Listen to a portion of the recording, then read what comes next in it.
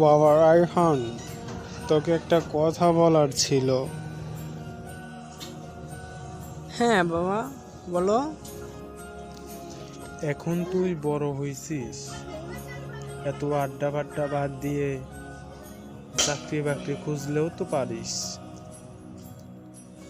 না আব্বা, আমি এখন চাকরি বাকরি করতে পারবো না। আর তোমার তো বয়স হয়নি, তুমিও তো কাজ কাম করতে পারো।